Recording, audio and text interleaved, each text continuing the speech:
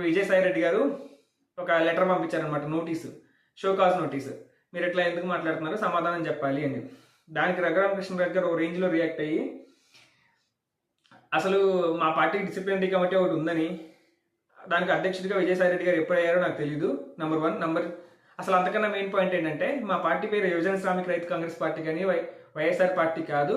ఈ పార్టీ ఏదో నాకు తెలీదు, నేను గెలిచింది ఈ పార్టీ నుంచి కాదు అని చెప్పి డైరెక్ట్గా ఎన్నికల సంఘానికి ఆ షోకాజ్ నోటీస్ పంపించి, మా పార్టీ ఇది కాదు, మరి ఇదే పార్టీ తెలియట్లేదు, వాళ్ళ పార్టీ ఈ పేరుతో కాదు కదా రిజిస్టర్ అయింది, యువజన శ్రామిక రైతు కాంగ్రెస్ పార్టీ కదా, మరి వైఎస్ఆర్సీపీ ఏంటో నాకు తెలీదు, ఈ పేరుతో దీన్ని పిలవడం, ఇలా నోటీసులు ఇవ్వడం చేయడం వల్ల ఇది మీ నియమాలను ఉల్లంఘించినట్టే, వీళ్ళ అనుమతులు రద్దు చేయండి, గుర్తింపును రద్దు చేయండి అని డైరెక్ట్గా ఎలక్షన్ కమిషన్కి ఫిర్యాదు చేయడంతో ఒక్కసారిగా ఇక ఫైర్ ఫైటింగ్ మోడ్లోకి వెళ్ళిపోయారనమాట వైఎస్ఆర్ పార్టీ.